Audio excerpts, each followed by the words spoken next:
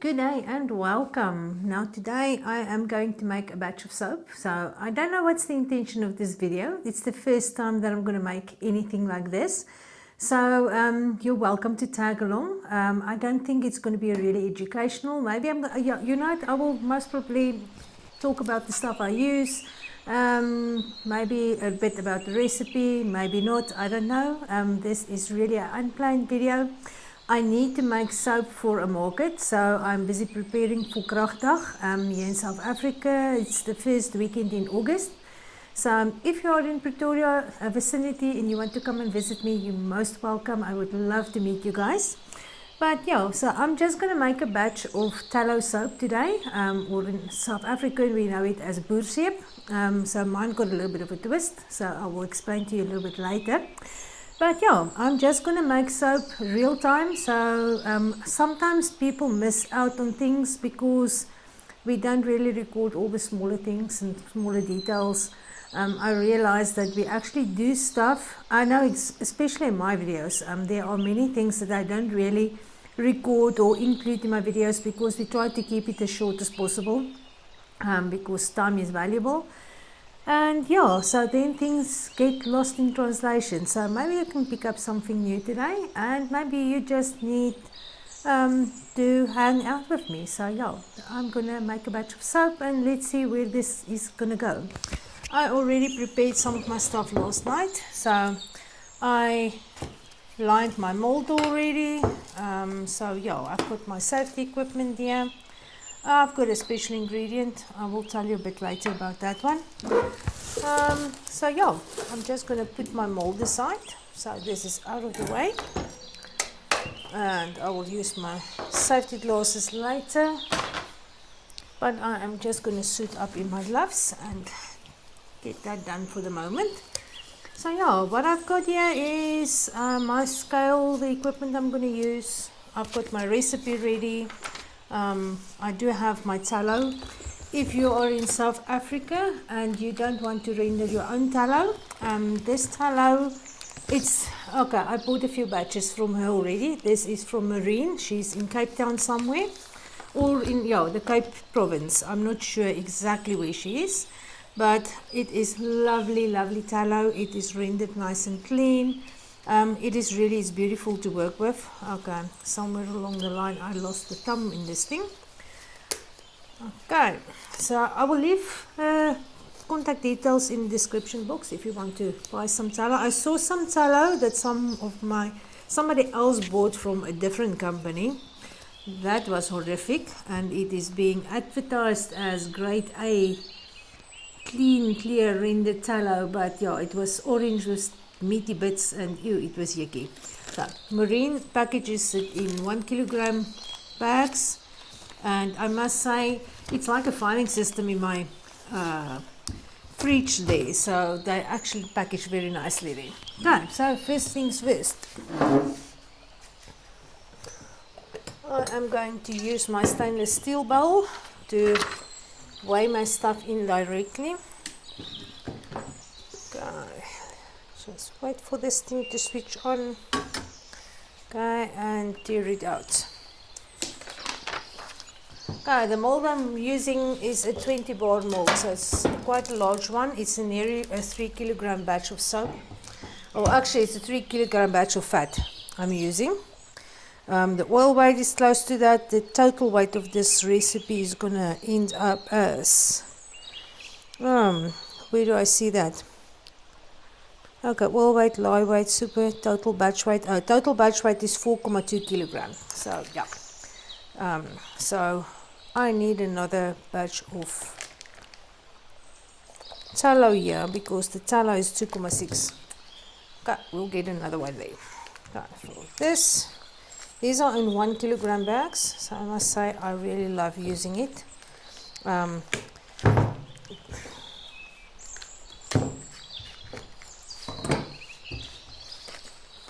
Let's see.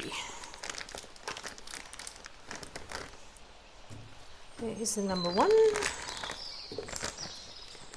And that is something else. You always score a little bit more. It's 1.038. So I've got a little bit more tallow than what I paid for, so it's really good value for money. I'm just going to snip open the second bag. I don't know where my mind were last night, because I took out the tallow, and for some reason I did not read my recipe here, and it's not as if it's the first time that I've made it. I should actually know this by heart already, but I do have another packet. I buy 20 kgs at a time, so I do have more. Okay, there goes number 2. And let me just quickly go fetch another one, because I need 600 grams more.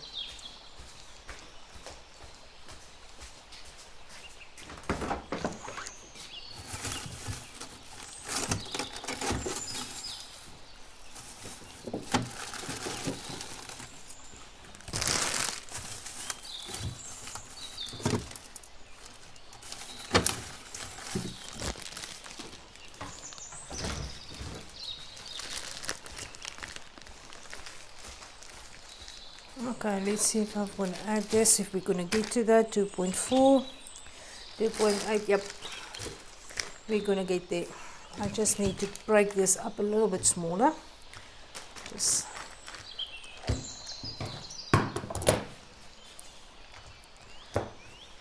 These are room temperature, so these are easy to break up.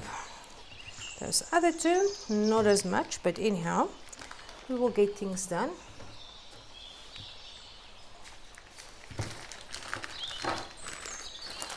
Okay, and with this tallow at room temperature, it smells a little bit like tallow. Now, tallow is supposed to smell like something. You're not supposed to have fragrance-free tallow, because if there's no scent to it at all, I think then all the goodness have been cooked out of it.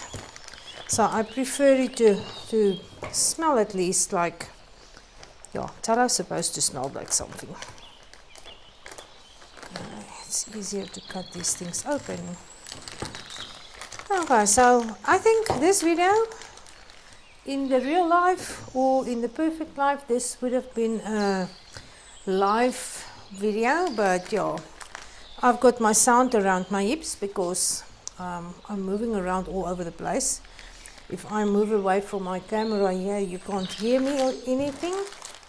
Right, 2.4, let me focus. 2.4, 2.8.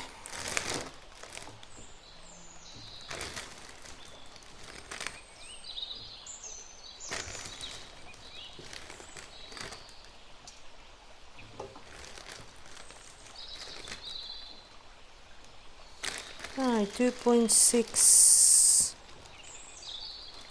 1.5. I need to get to 1.5. A little bit too much. Oh, come on, man.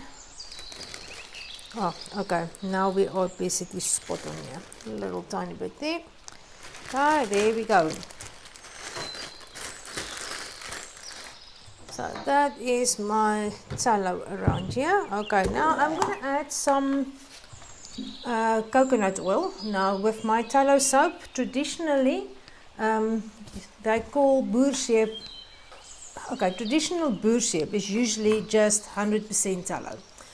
But yeah, so people will argue that I'm not actually making boersjeep, but I say, you know what, they used ox wagons to move over the mountains years back when they were making boersjeep, and by now we've got cars and mags and we've got tires that's been inflated around our wheels, so we improved, we got better stuff to work with, and I am very sure about it. If my Oma could get her hands on coconut oil, she would have used it in her boersjeep as well, because coconut oil just accelerate the bubbles a bit. So I use a little bit as 10% in my soap, so it's not a huge amount, but it does really make a huge difference to me.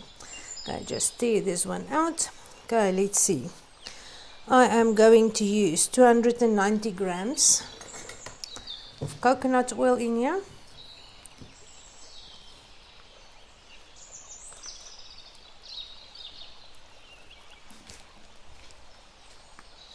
Just going to add this on top. 134. 150. Okay, 180. We need 290. 246. So a little bit more. 58. 270. 202. Okay, my goodness, really. 294. We need 290, so we're going to just scoop off a tiny little bit of coconut oil here on the dot. Can't get it more perfect than that.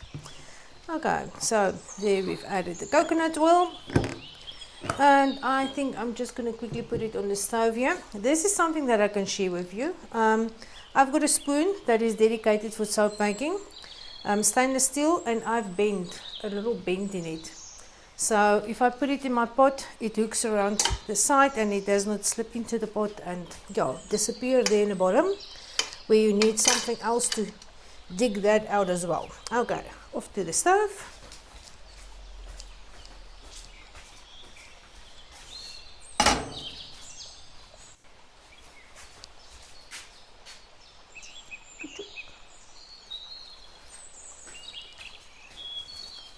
Okay, I'm just gonna put the gas on low, get it going here. If you have your stuff, if you melt it on the stove, just always be careful for not let any fat hang over it, because it will catch fire and you can burn down your house. I'm just gonna put the spoon on this side here. There's a tiny drip there. Just going to clean it up on the outside, make sure I don't have any fat that's going to run down the pot here. Okay, and now it can stand there and do its thing excellently.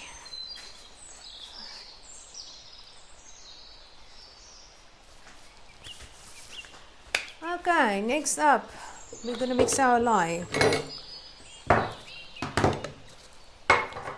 First measure the water. See that one? Okay, the water that I use, reverse osmosis water. I do not use distilled water. You just need water that is free from any metals and minerals and stuff. I just need to get all of these empty bags in a dustbin.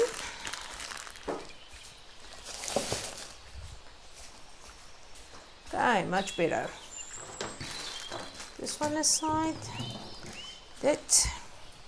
Okay, so just plain reverse osmosis water. If you can afford distilled water, excellent. Some people are lucky to have good well water. Some people are lucky to have good tap water. We've got hard water here, so I need something better. Okay, so the liquid required is 890 grams.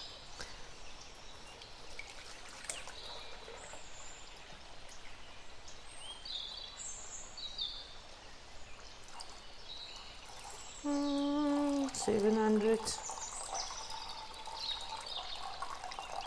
890.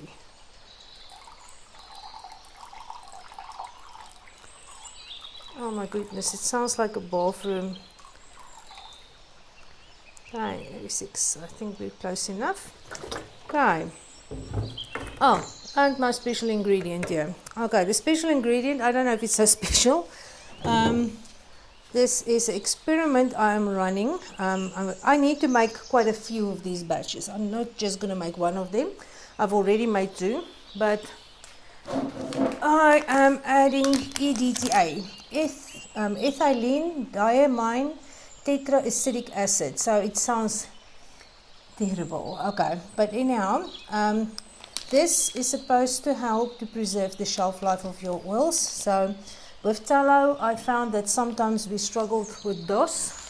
So some of my batches do get DOS and some of them don't, and it's exactly the same oils, it's exactly the same, the ingredients are the same. But I do have challenges around here. So I've been researching all the soap making forums and they do say that this is going to help. So maybe I should have added it dry to this container, because it's now sticking to the bottom of this little one. Okay, there we go. I think we've got everything in here now. Excellent. So I'm using 1.5 grams in this batch, so it's actually 0.5 grams per kilogram of oil that you use. Okay, there's our liquid, and then we need lye. Okay, for this recipe as well, I'm going to use a dual lye. I am going to use sodium hydroxide, and I'm going to use some potassium hydroxide as well. I used to just use sodium hydroxide for many years, but I found that the soap are really hard, and it tends to crack if it's left in a puddle of water. So I started to add the potassium hydroxide as well. So the potassium hydroxide is for liquid soap or a dual lye soap, which what I'm making right now. So the potassium hydroxide gives you a softer soap. It seems like it's working. I must say, if I accidentally leave a soap on the side of a basin and there's a little bit of water there, it doesn't crack as easily. So, yep. Okay, first, focus again for me, lye. The sodium hydroxide, I need 379 grams. Okay.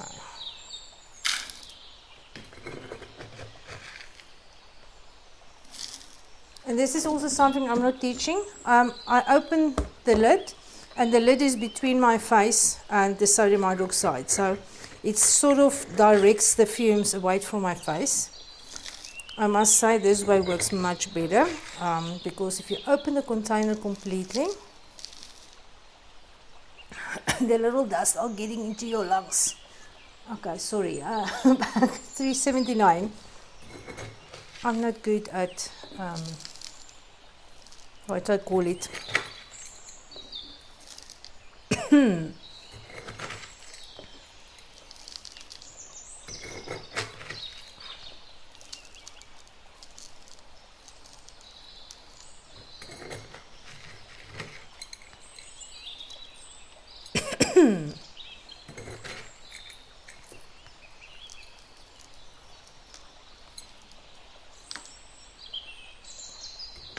Right, there we go.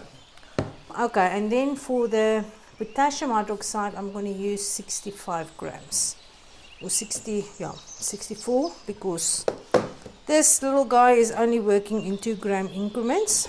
So then I'm going to round down. Right, so it's going to be 64.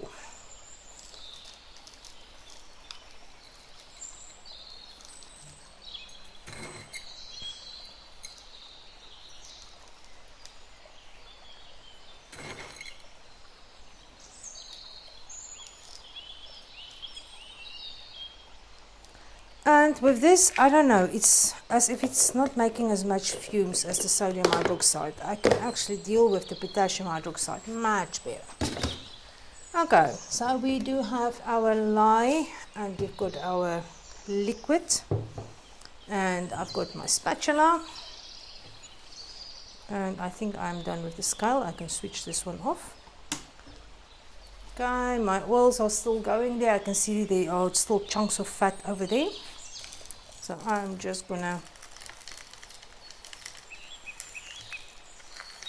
add this in increments and stand at arm length away.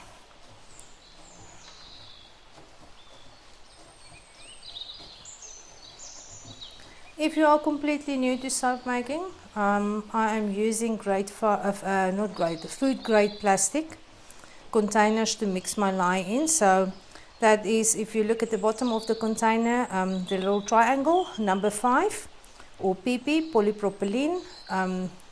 Polypropylene can handle the heat and the chemicals as well. So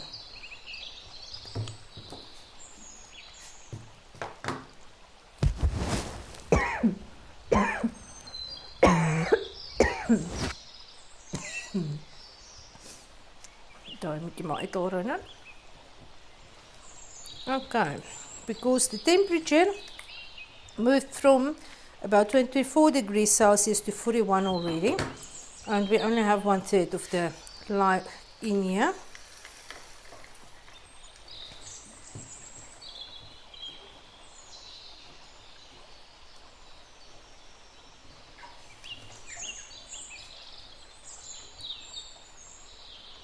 think I must just slow down my gas over there because I can't see the big chunks anymore, but I believe there is still chunks in there. Okay, just make sure if you mix your lye, mix it until there's nothing left at the bottom. It's still milky. Now I can leave it.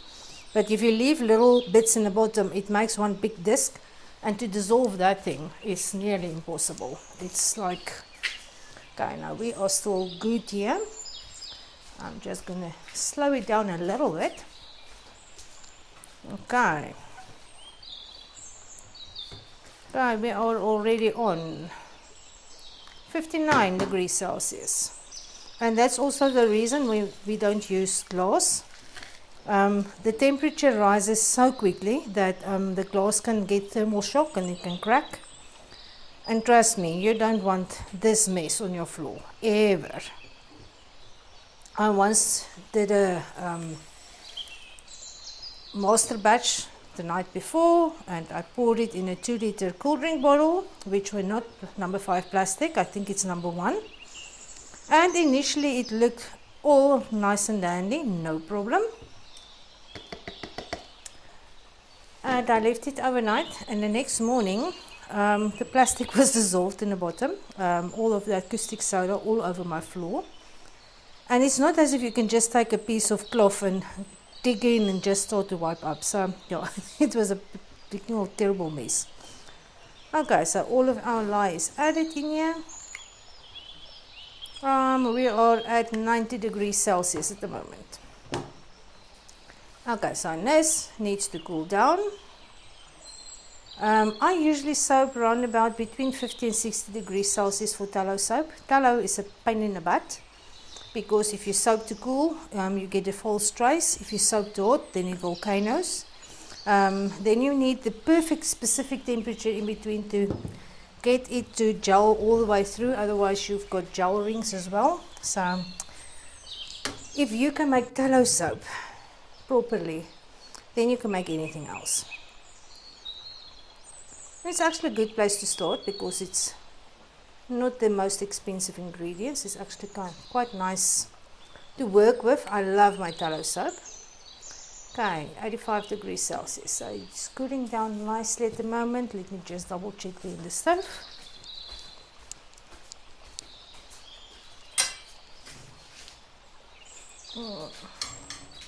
Need to get this one.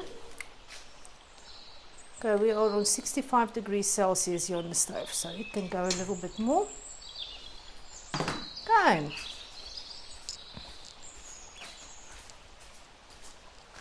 Okay, this is not a part of the real-time video I have not thought through yet, because watching fat melt is just as exciting as watching paint dry. So anyhow, okay, let's discuss the recipe here and the reason why I do stuff. I actually sort of covered that already, but yeah, I add my coconut oil for the extra bubbly in there. And then I do the dual lye because it gives me a little bit of a softer soap, and it seems like it's handling water better. And then the EDTA that I added was 0.5% relating to the oil, so we're going to see if that's going to help with those. What I'm actually planning with this is to, I've got the few batches, so the one I'm going to add citric acid to it because citric acid, it creates sodium citrate, so it's also a chelator, so it also binds to metals and minerals and stuff. So that's also supposed to help with those. Okay, this is the EDTA. Then rosemary essential oil. It's rosemary lean. I can't even remember the name for that, but that is apparently an excellent antioxidant to use in your soap to extend the shelf life. So I'm going to do one of those as well, and then I'm going to start to combine two of them at a time. So I'm thinking about doing the EDTA, oh my goodness, and combine it with the citric acid. So we're going to try one of those, because these guys are going to cure for Kragdag, which is, okay, we are in May now, June, July, August, so it's got about nearly 3 months that I can cure. Usually I don't really struggle within 3 months. It's mostly past 4 months that I sometimes get a little bit of DOS. But yeah, all of them most probably won't sell at the market. So I think what I'm going to do is I'm going to keep one of each, and I'm going to just put them on a shelf, and I'm going to let them cure for a good 6 months or a year and see if there's a difference between them. So that would actually be a very nice experiment there. So let's see. The moment when your lye solution turns clear, then you can come closer, because then it does not emit all of those fumes anymore. I think it's just coming out with the steam. So this is 85 degrees Celsius here. I think I'm going to do maybe a water bath for this to cool this a bit down, because those guys are actually heating up not as fast.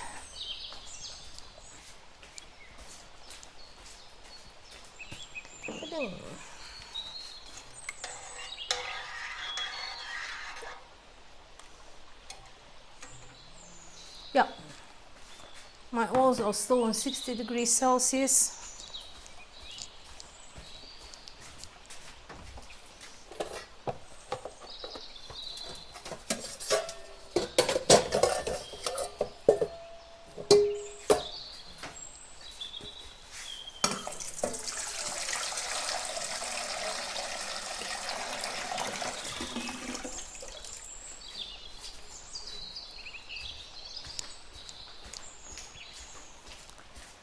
Okay, just plain tap water. I'm just going to add this in here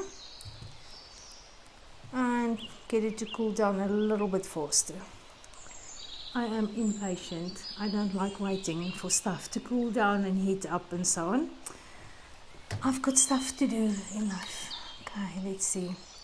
Okay, 83 degrees Celsius. Okay, if you are still with me in this video, I think I would really like to know what you would like to see on this channel. If there's any questions, please leave comments and ask me those questions, and let me see if I can answer some of them. And yeah, if you don't want to see a slow-mo, real-time soap making thing ever again, you're welcome to comment on that as well. As I said, this was actually unplanned. I had to make soap. And I think the real thing what happened was somebody on one of the groups said they really struggle, their hands are getting really rough and irritated and so on, and I couldn't understand why. And then I asked everybody how they were cleaning this mess afterwards, and I realized, she was wearing gloves while making the soap, and then directly after the soap making she washed the dishes without gloves. So those are the things that actually falls through the cracks. We don't show people how we wash our stuff. So yeah, she was actually washing out the oily caustic residue out of the containers, and it actually just messed up her skin. So if you are new to soap making, what I do, I cut up all towels. I've got a whole heap of them, and I wipe everything clean as I mix them, and then I just put these towels aside. And yeah, keep them for a week or longer sometimes, and then I add them to my washing, because then it's a ponified soap that's in the towels. And yeah, if you wipe everything clean, it's 90% clean. Then you can wash it with a little bit soap with water. There's so little residue left that it's not going to mess up your skin. But yeah, lye can actually be quite rough on you. Okay, let's see where we are going with this at the moment. We are at 79 degrees Celsius. The water on the outside 40, so it's still cool enough to help it to cool down a little bit more. But I'm just going to quickly run over and see where the oils are at.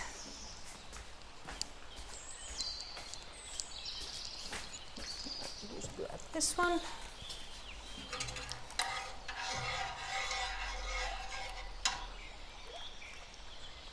Okay, this is 67 degrees Celsius.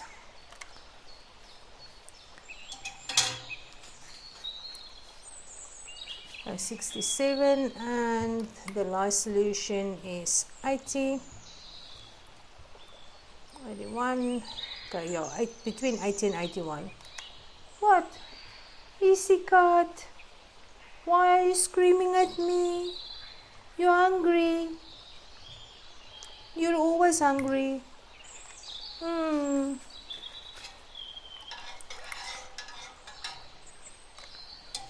Right. What?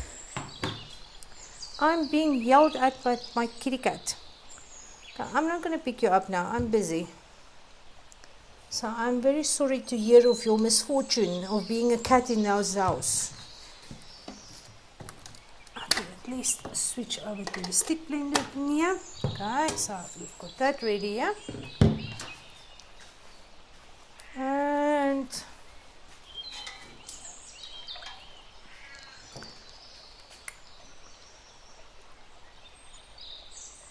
okay, wheels are at 69 degrees Celsius, 69-70. Okay, so we've got that there.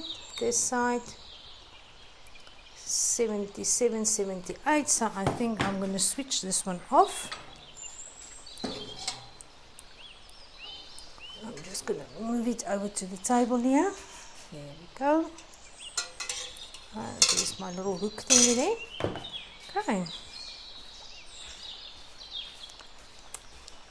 Okay, so there we go, we're nearly there. Normally with most of my other recipes, I don't even bother to take the temperature. But as I said with tallow soap, a little bit more tricky. If you work too cool, tallow usually starts to melt around about 40-45 degrees Celsius. So when it cools down, then it also starts to set around there. And if you're working at a too low temperature, then it can lead to a false trace. Now, the way to see if it's a true trace or a false trace looks like millipop. For the American friends on here, it looks like porridge. It's got a texture to it. Where if you've got a true trace, it's more like custard. It's very smooth and yeah. It's a different kind of thing, but with a false trace, with tallow soap, it's crumbly. It's got a rough texture to it. So then you know it's not really actually a trace there. So I need to work 50 degrees or higher just to make sure I'm not going to run into a false trace. If you work at more than 60 degrees Celsius, then remember we start at 60 degrees Celsius here. And mix it up, and then the chemical reaction between the fatty acids and the lye starts to happen, and it also generates heat, and then it can overheat. And yeah, I've done that more than once, especially with this soap, and then it can volcano. So it starts to heat up to a point where it actually starts to boil in the inside. So volcano is sometimes just a tiny little hill, tiny bump. Sometimes it will pour over the sides of the mold, depending on how hot it got. If it does happen to you, just take a skewer or something and just stir it in softly until it starts to settle. So we stir it into submission there. Let's see, we are at 75 degrees there, 70 degrees there, so they are close to the same temperature. I just need them to get cooler, both of them. Okay, so yeah, I'm not too prepared to... I don't know what to talk about for 5 or 6 minutes. I don't know how long it's going to take for these guys to cool down. Okay, so let's think.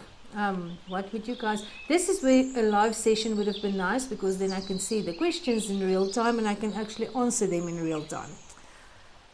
Okay. I'm in need of a new stick blender. That's something that I can tell you. I've been researching. I actually reached out to a company, and yeah, that went to a dead end.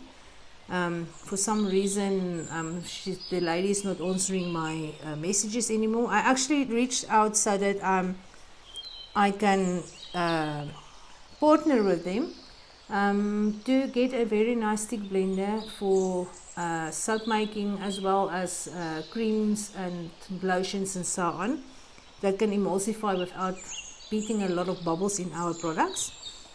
Quite expensive, but yeah, I would have bought one at a reduced price and then reviewed it, and yeah, suddenly I can't get hold of them. So yeah, I don't know what happened there. Amazon has landed in South Africa. That's something. I don't know when they landed. They speculated for so many years that Amazon is coming to South Africa, that when it actually happened, it happened without my knowledge. So apparently Amazon South Africa is running. I've already ordered a multi-tool from them. So nothing soap related. It was just something I want to spoil myself with. So yeah, there is a stick blender over there that I'm going to look. I've already checked it out, but it's not in stock at the moment for South Africa. The soon that it's in stock, I really do think I'm going to order it, and I will unpack it and I will review it and let you guys know if it is worth it. South African, it's 100. It's 1,400 rand. Okay, it's listed as 1,400 rand, but it got different end pieces. So we've got the piece that we are used to that can cut and blend. Then there's a little disc that is good for emulsification, and then there's a little disc with little knobbies on it. I think that one is actually to aerate stuff. I don't think we're gonna, especially, okay, except if you are doing whipped stuff that you want actually air in there. So, but I'm gonna give it a try. I saw a few videos about it, and the reviews so far that I could find is actually quite good. 65 degrees, 68. Okay, so we are getting there. Just need to move this one a little bit around. I must say it's the first time that I'm adding EDTA to my lye solution, and it seems like it dissolved completely. I can't see anything in here. So that's a good thing, because this is now something new. I've never done it before. And with soap making, you guys will know, sometimes when we add new stuff, we get really unexpected results. So I didn't really knew what to expect, but it's fine, it's good. We're not going to complain about anything. Okay, so what must happen still here is I must just mix my stuff to emulsification and pour it in a mold. Then I must keep an eye on it, like an eagle eye, to get it gelled all the way through to the ends. With tallow soap, it's very interesting. This is something I can show you while we wait for the stuff to get to the right temperature there.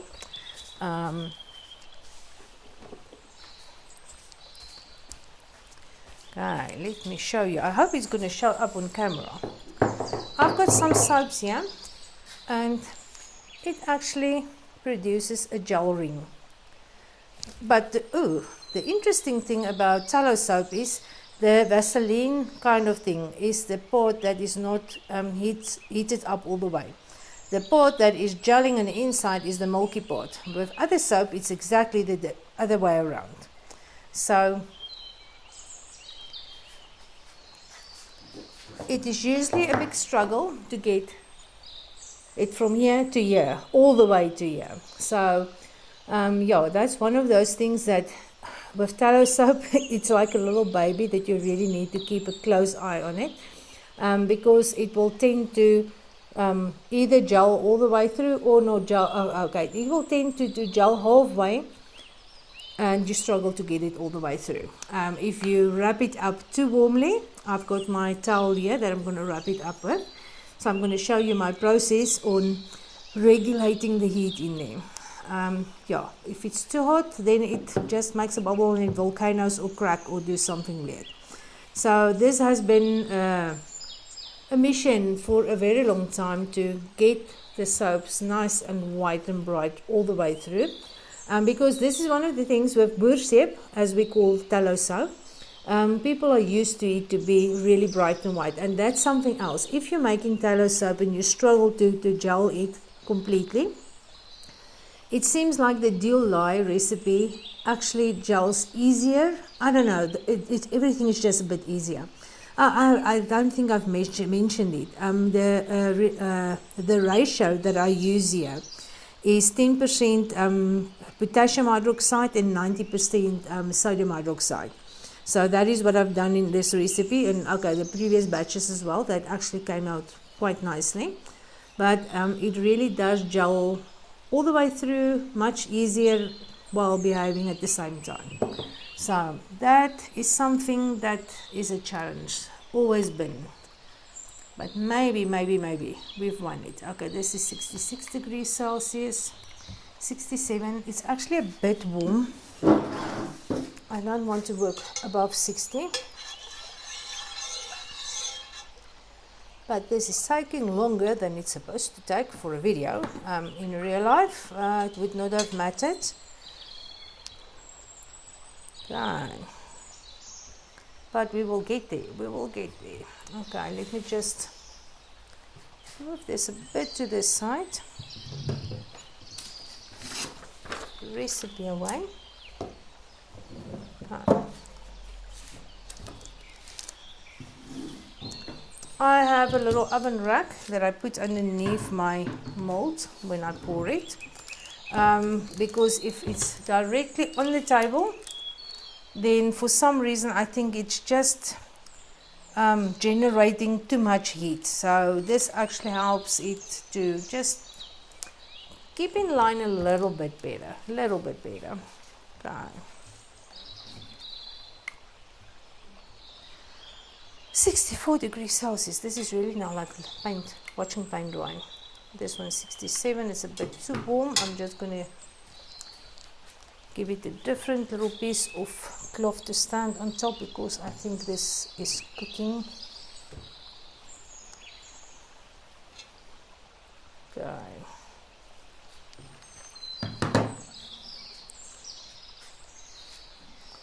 I've got a cup of coffee. I actually forgot about it. So even in a travel mug is already quite cold. So yeah, I've got a tendency to forget about my stuff. At least I remember about my safety glasses. That's a good thing. So it's not always all the way bad. What's the outside here? Outside 40 degrees Celsius, inside 62. So we're very close to 60 there. 64, 65, so we're getting there. Okay, what else? I really don't know. It's really difficult to just speak to the camera lens, and I'm not sure what you guys would have asked me. Let's talk about the market for tallow soap. Now that was something when I started out making soap. There weren't many people making soap, and yeah, the market were actually quite available for tallow soaps. These days there are lots and lots of people making tallow soap, and it can actually be sometimes a bit expensive, although it seems like there is a market for everything and everybody and every place there. So I would actually just advise you, if you want to make soap, find your niche market. One of my niche markets that I've got, and you guys are welcome to copy it, because there is no way that I can make soap for everybody in South Africa. On my channel I do have a Cancer Warrior soap. Now that is one of my best sellers. It is unscented, it is zero color in it. The color that's in there is the herbal tea that I've used. I used chamomile tea in that one. And the niche market on that one actually started out for a cancer patient. I used to volunteer at cancer, and then we will tell the people, you know what, when you go for your radiation and so on, please don't use commercial soap, don't do this, don't use that. And the skins are already irritated, and one of the ladies one day just said, you know what, you guys are always telling us what not to use, but what's left, what can we use? And I actually thought about it, and I said, you know what, I don't know if there's anything on the market that is not going to irritate your skin, but I'm going to make you a batch of soap, and you can try it out for me and see if it's going to work for you or not. So I made a batch of soap and donated it to her, and she used it, and it's actually word of mouth. Cancer patients know other cancer patients, and this was actually kind of then born out of a need. And yeah, this is one of the soaps that really, there are enormous amount of cancer patients. There are enormous amount of people that struggles with eczema and psoriasis and those kind of skin conditions, that's quite irritated skin and so on. So the thing is, it's not what's in the soap that is actually giving them relief. I think it's what's not in the soap. if you look at commercial soaps, there are so many different ingredients and additives and stuff in there. I'm not always sure what half of it is supposed to be, but I know a lot of time they put detergents, synthetic detergents in there, so sodium lauryl sulfate, so there's quite a lot of sulfates in there as well. So the reason why our soaps work so well is not because what we put into it, but because what we don't put into it.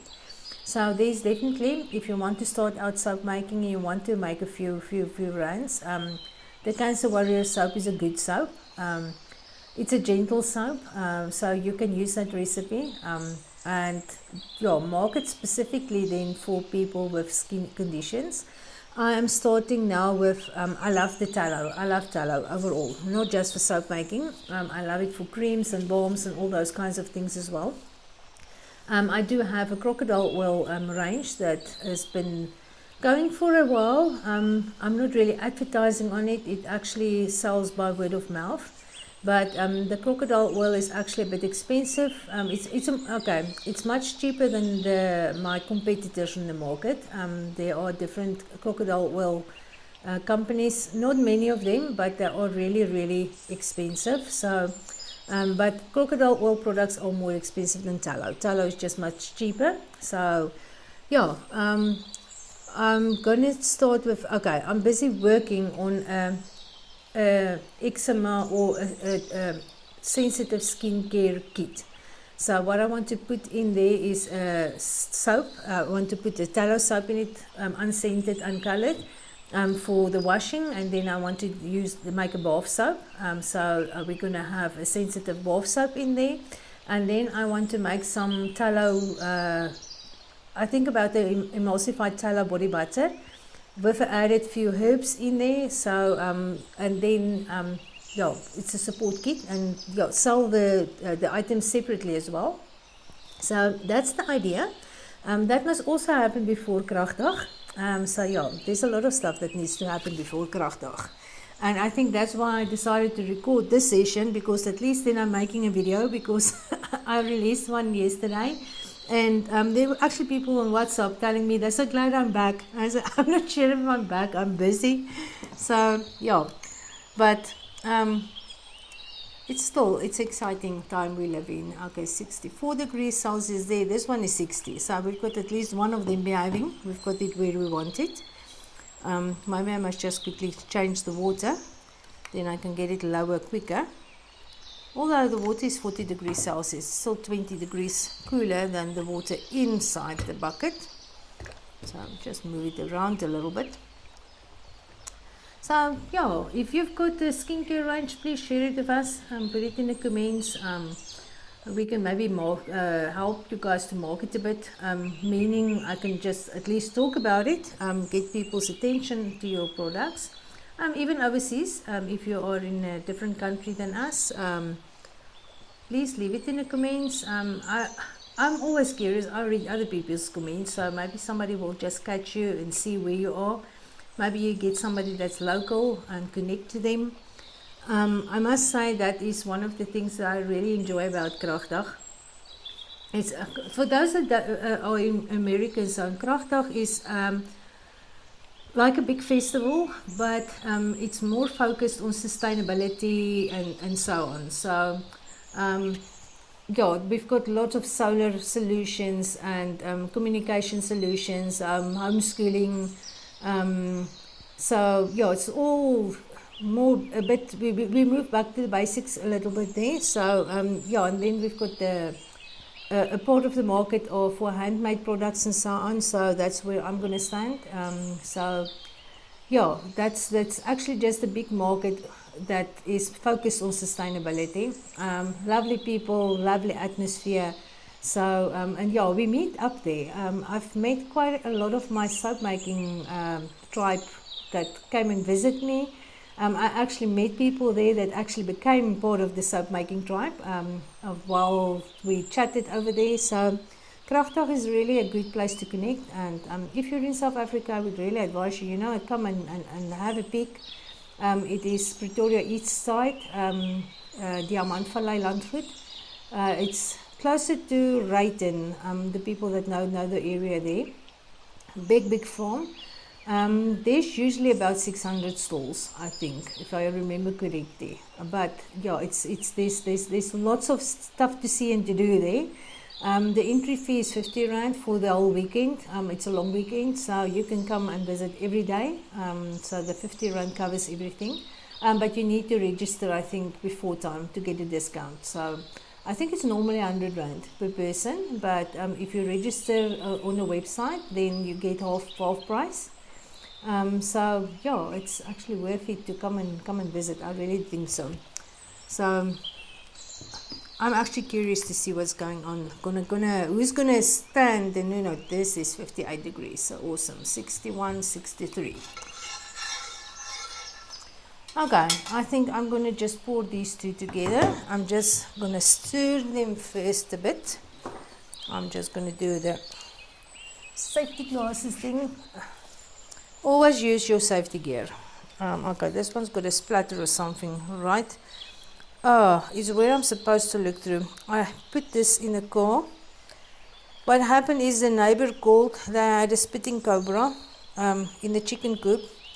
So I grabbed the snake kit and couldn't find the glasses that were actually supposed to be part of the snake kit. So I put this in a car. And now it's got some scratches on it. But it's going to protect my eyes. So yeah, it was a huge spitting cobra. It was one of the biggest I've ever seen in my life, and I've saw a lot of snakes before. So that was actually quite interesting. They lost quite a few chickens. We usually try to, with the snake catching kit, we do have the tongs and the stuff to catch them, but this one was in a position that we could not get it out safely, and the people that called us already shot it with a pellet gun, so it was injured. So eventually we decided to just put it out of its misery. So yeah, that's also part of the whole farm life thing. So it was unfortunate for him, but oh well. Can't save them all, but we do save quite a lot of them. We do actually catch and release most of them. I would say actually 90%, if not more. Okay, there we go. So now my lye is mixed in. Yeah, I can't even, yeah, you guys can see, at least you can see the container on the screen there. Okay. We've got our water stuff is here. Now this is the part that sometimes people don't realize on the videos, because we cut out so much of the whole process sometimes, is I think that we do stick blend for minutes and minutes and minutes at a time. Now tallow soap, you can actually stick blend quite a long time. It does not trace that fast. It's one of the slower tracing recipes. Let me just move this a bit further away. Okay, this is now 58 degrees, 59 degrees, so it's under 60, so I'm happy with this. Okay. Just burp your stick blender.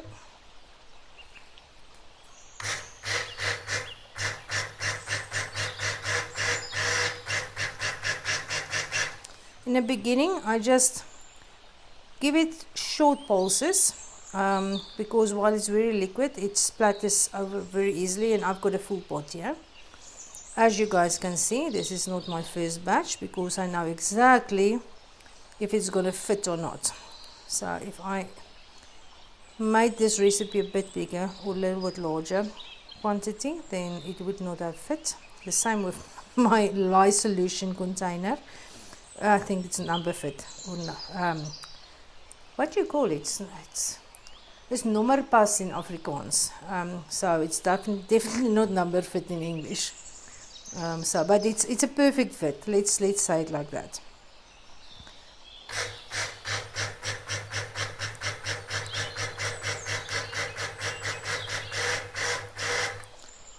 Okay, now it's starting to get a little bit thicker. It's not a trace yet. If I drizzle it over the top of the soap, it's not tracing, does not leave little streaks.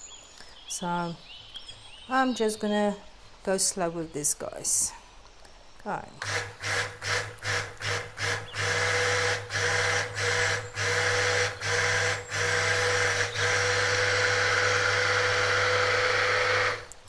Okay, because it's getting thicker now I can stick blend without it splashing over the sides. So I can go a little bit faster now.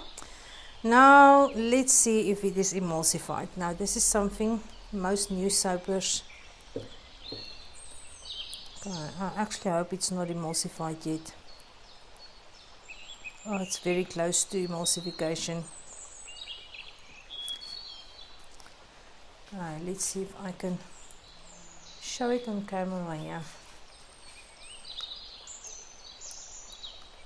Okay, if I turn it to the side, it looks like lemon peel. It's got little dents in it that it forms there. This does not show up very good because this is actually close to emulsification already. So if it was not emulsified properly, it looks like lemon peel. It makes little dents in the batter if you cover a spoon. Now the moment when it covers smoothly, you know it's a stable emulsion. The oils and the water is already mixed in well, and yeah, then you can pour. So this is not even to a trace yet. There's no trace on the surface of it. Let me just mix it a little bit more.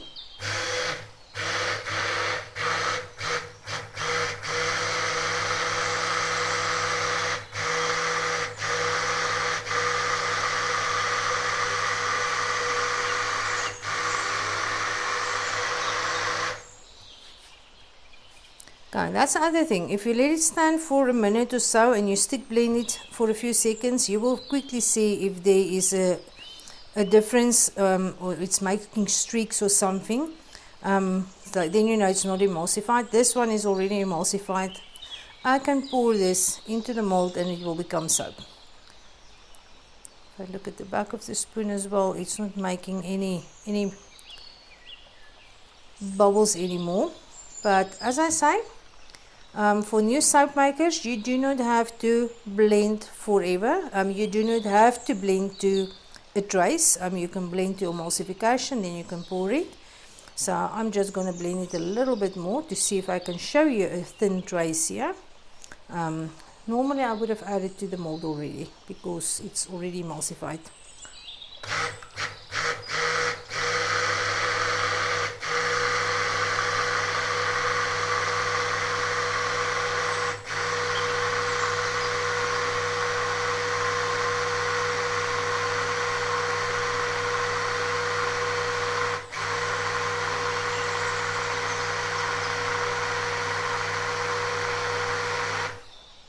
And that's the thing with high percentage tallow in your soap, you actually have a lot of time to work with. So if you want to do a fancy swirl or stuff, something like that, use 60% tallow or more, because you're going to end up with a batter that you can actually really work with. This is such a nice consistency. It actually gives you a nice, if you want, I work at a 1% super fat here because it's laundry soap. But you can actually make the same recipe as a bar of soap and you just increase the super fat a bit. Then it's really a lovely soap. My husband prefers it, he loves it. And we are very close to a thin trace here. It's starting to leave. Okay, my camera is not set up to actually reach here. Okay.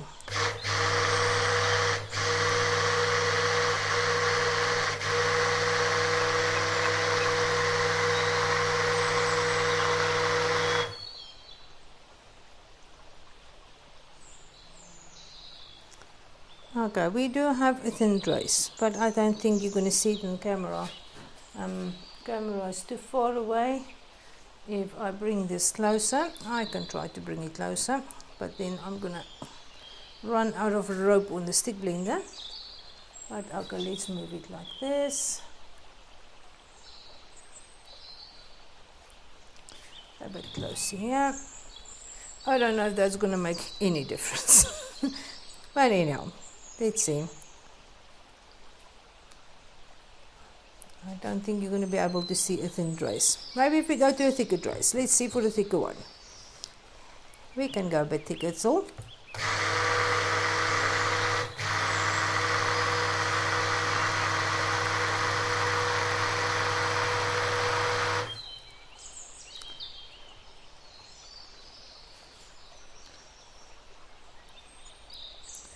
Okay, this is a more pronounced thin trace. Just for interest, we are at 58 degrees Celsius at the moment. So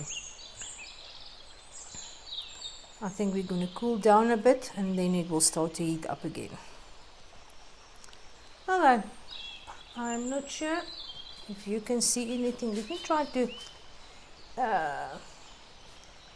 I can't see anything on the screen. It's too far away.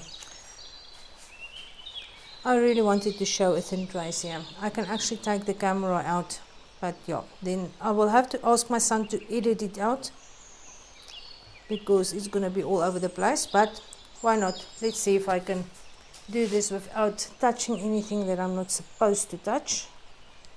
And get it back in the screen here. So here we are at the pot, and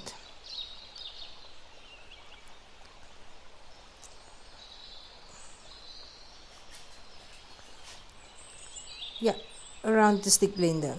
There we can see it forms a pattern on top of the soap. So this is a really very thin trace, and the lighting is terrible, and yeah, I'm not doing a very good job of this.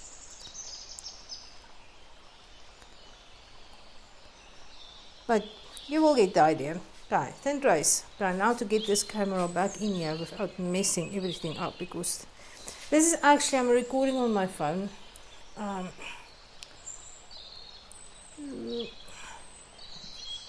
Let's just get it in focus there. Okay. All the other clutter out of the way.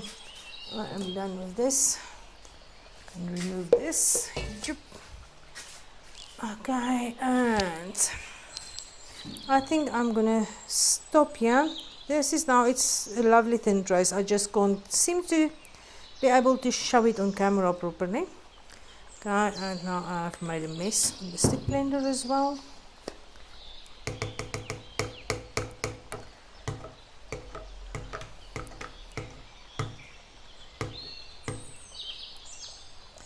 Okay, and this is now where all the little pieces of old cloth comes into play, because as I shake off the last little bit, I start to clean my stuff already. So I'm just going to wipe everything clean on the inside. Get a new little pot here. Make sure I clean behind the blade. Okay, this is 99% clean. I can just go and put this in the dishwasher, or I can wash it by hand. There's not much residue left, so that's just the easiest way to not make a mess in the first place. The spoon that I put on the table. I can wipe off the spoon there. Okay, now let me move this back.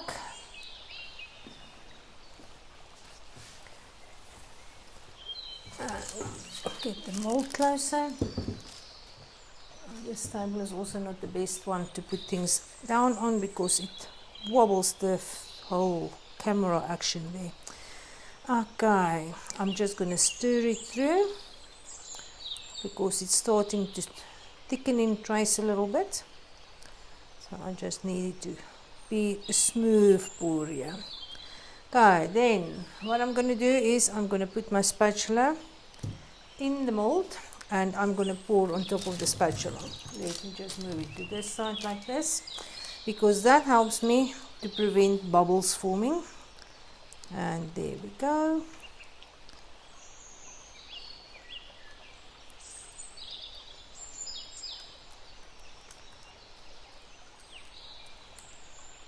This is such a lovely buttery color. I am in love with it completely. always, okay, spatula, don't move too deep into my battery. Okay. And that's something else that is nice to have, is a spatula, because now you can scrape every last little bit of soap out. Nothing gets lost.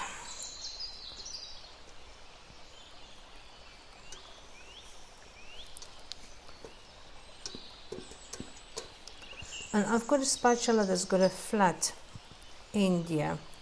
It actually helps to scrape the bottom. I do have other spatulas that's rounded. I prefer this one over all of them. Okay, so there we go. All our soap batter is in here. Again, take your old cloth, wipe it down.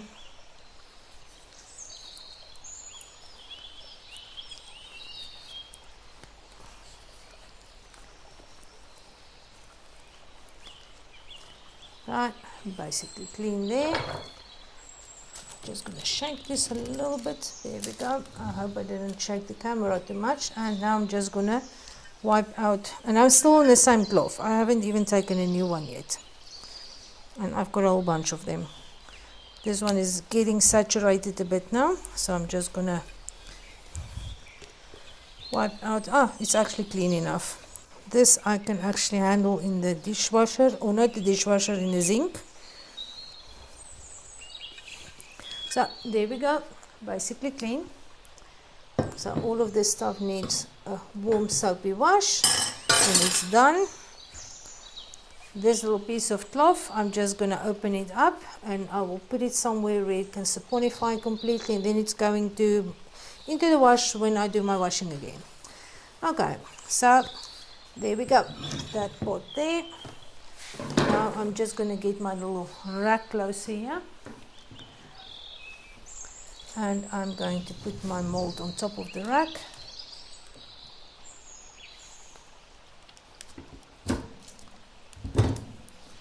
There we go. Now, this is still very liquidy. Okay, and I'm bouncing the camera. I must not do that. Okay, now what I'm going to do is I'm just going to take a towel that I have folded 4 times. Depends on how wide your towel is. So I'm just got it, and I'm going to wrap it on the sides. Okay, this one is just reaching perfectly the way I like it. And then I'm going to take a piece of string.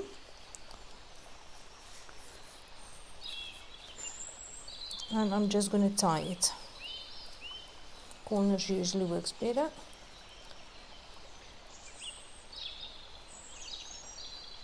All the way around.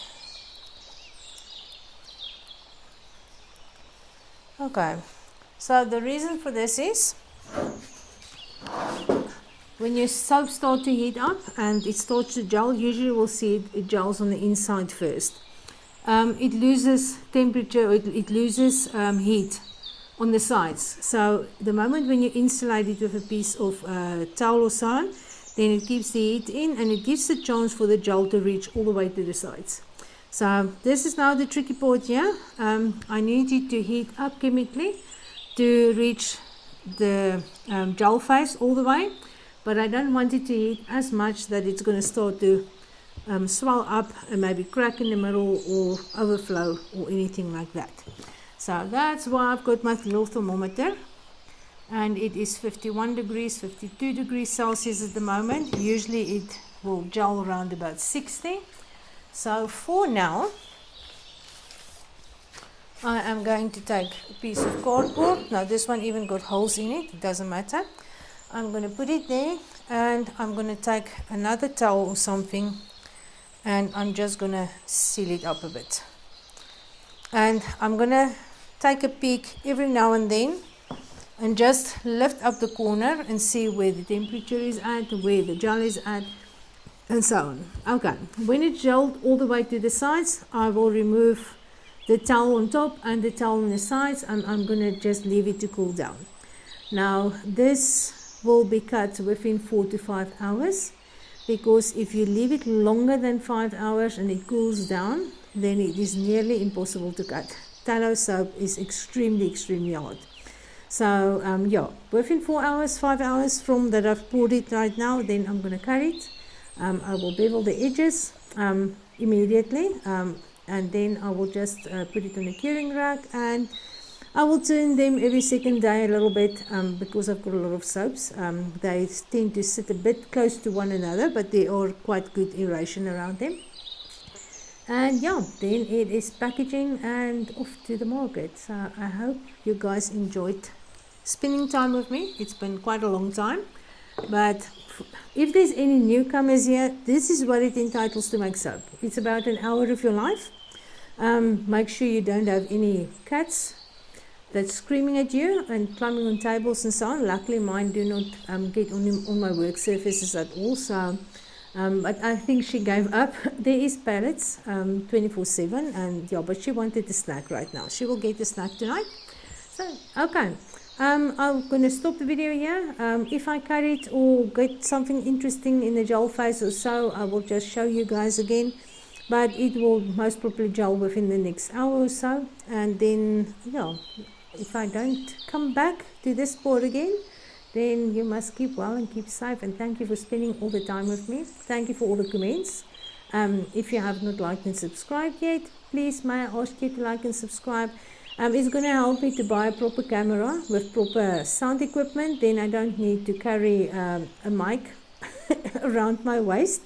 So yeah, it's going to help me, and I really do appreciate just having you guys here. Right, so maybe I'll see you a little bit later. Otherwise, keep well. Okay, first peek is about 10 minutes later. I added another layer on top here. So we can move it up a bit and just take a peek in there. Then there is 59 degrees, 60 degrees Celsius. I believe if we go a little bit deeper, 85, 86 degrees Celsius. And if I lift it up, I can see gel forming already. So there you can see we are going through gel phase already, and this is about 10 minutes in. So yeah, we are going through gel. Okay, this is about another 5 minutes later. So since we originally poured, it's about 20 minutes now.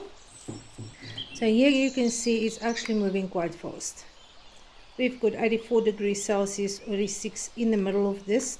So it's getting a little bit too hot. I'm just going to open it up a little bit. I'm just going to put my cardboard on it and maybe one layer. And then I'm going to check with it. Then I'm going to check in about another 5 minutes and see if it reached the sides. And if it did, then I will just open it up and let it cool down completely. So you're updated for now. Okay, this is now in total about 45 minutes after pour, and we have reached the sides. It is still 81 degrees Celsius in the middle, but I am going to open it up. I'm not too much concerned about the tiny corners here.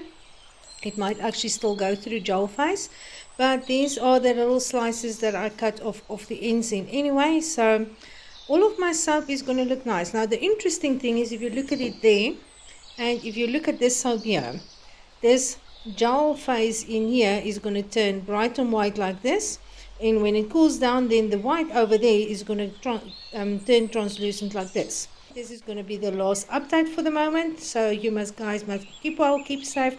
Thank you for spending time with me, and I will see you soon again in maybe a more proper, shorter video.